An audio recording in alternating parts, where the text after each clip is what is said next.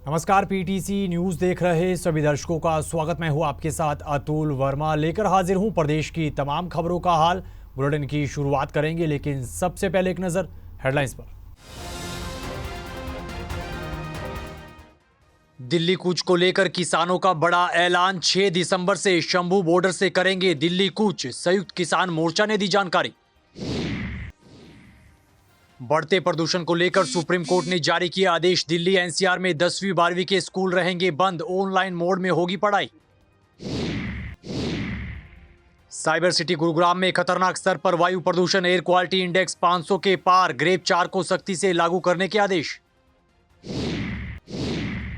बहादुरगढ़ में बढ़ते प्रदूषण को लेकर हरियाणा पॉल्यूशन कंट्रोल बोर्ड की कार्रवाई। नेशनल हाईवे अथॉरिटी समेत 3 को लगाया 10-10 लाख का जुर्माना। और हरियाणा में जारी है घने कोहरे का कहर। हिसार चंडीगढ़ नेशनल हाईवे पर कोहरे के कारण आपस में टकराए 5 वाहन, बड़ा हादसा टला।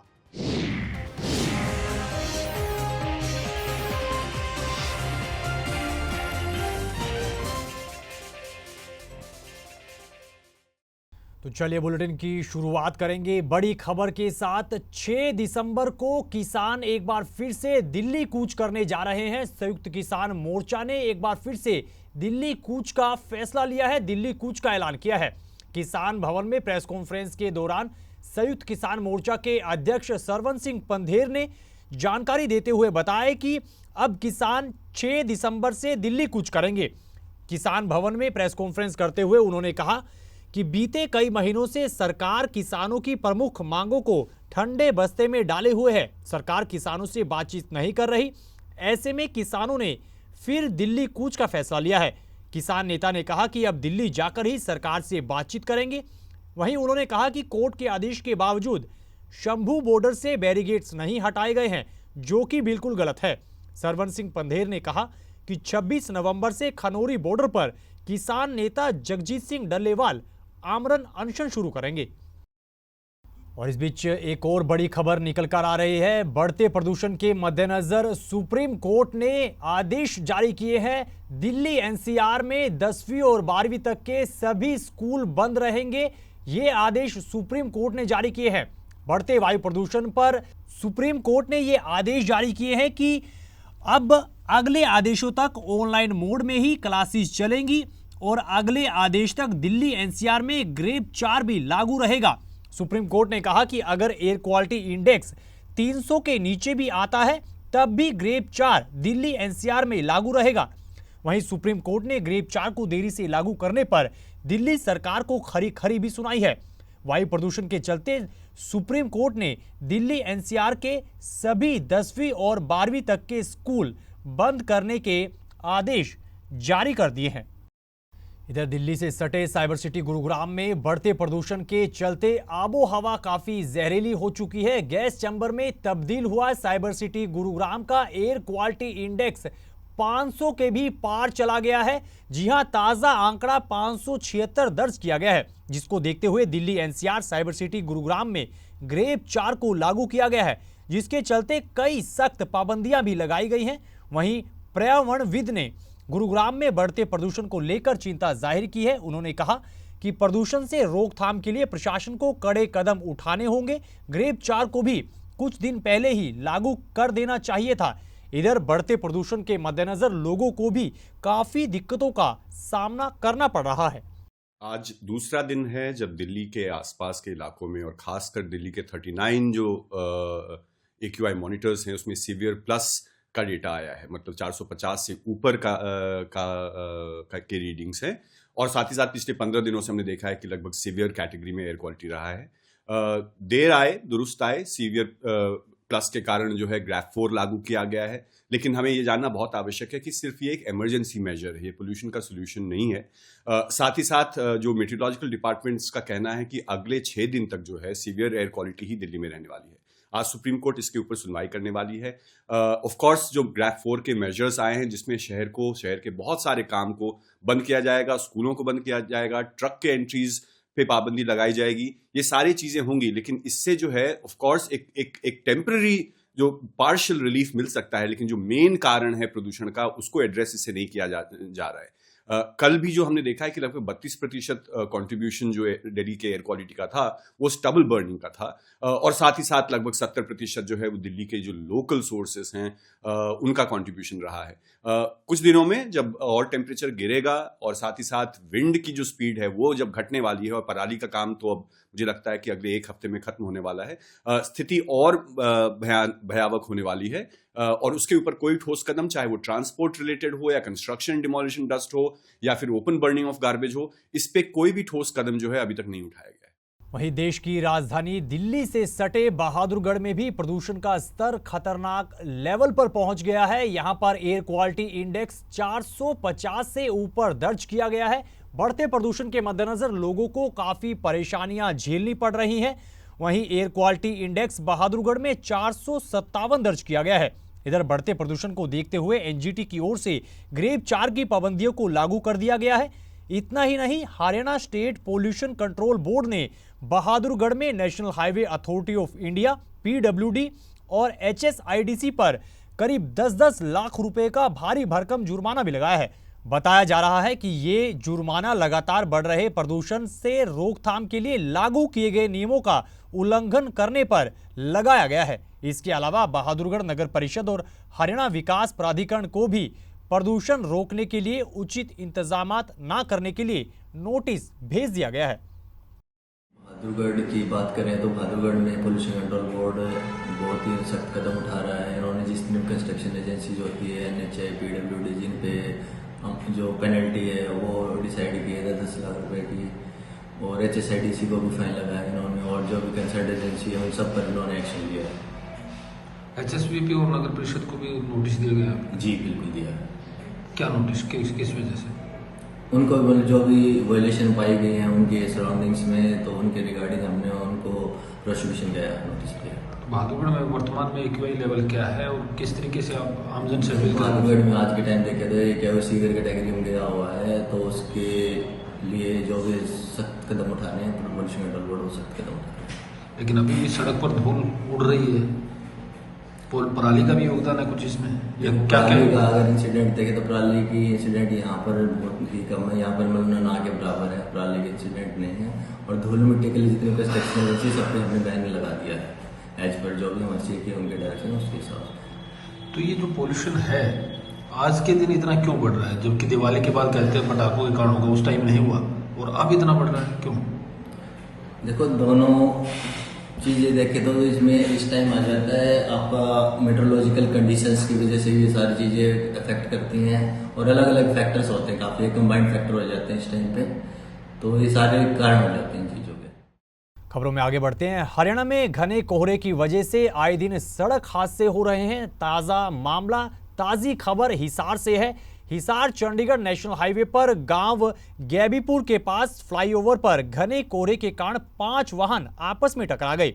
जानकारी के मुताबिक फ्लाईओवर पर जा रहे एक ट्रक ने घने कोहरे के कारण आगे कुछ दिख ना पाने के कारण अचानक से ब्रेक लगा दिया, जिससे ट्रक के पीछे चल रही गाड़ियां आपस में टकरा गई। बताया जा रहा है कि फ्लाईओवर पर गाड़ियों की स्पीड कम होने के कारण बड़ा हादसा होने से टल गया और हादसे में किसी के भी हताहत होने की खबर नहीं है।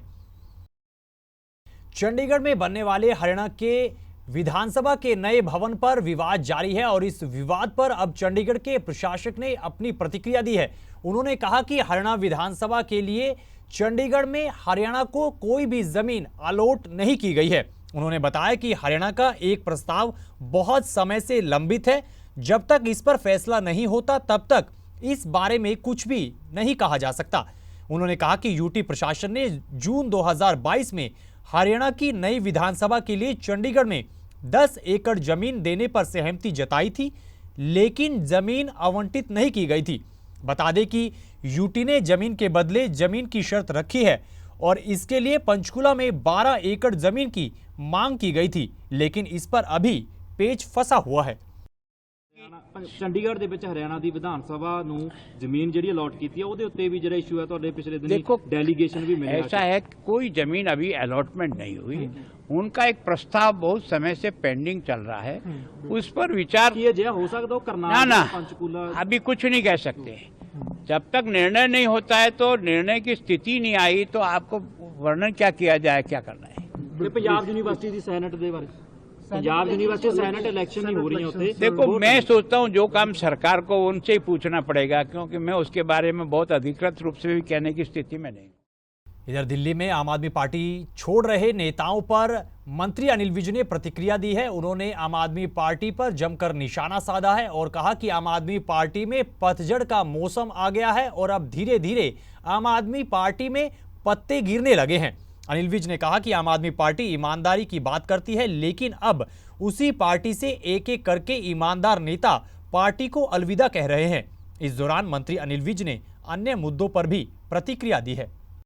आम आदमी पार्टी की मुझे लगता है पतझड़ आ गई है और इनके पत्ते टूट के गिरने लगे हैं और ये धीरे धीरे आप आगे जाके देखना, जितने ईमानदार लोग हैं वो सब छोड़कर भागेंगे, क्योंकि वो इस पार्टी में आए थे इस पार्टी का ईमानदारी का मुखड़ा देखते हैं, लेकिन वो मुखड़ा धूमिल हो चुका है और वो हर आदमी जानता है। तो इसलिए अब जितने ईमानदार आदमी हैं वो सब इसको छोड़ छोड़ के भागेंगे।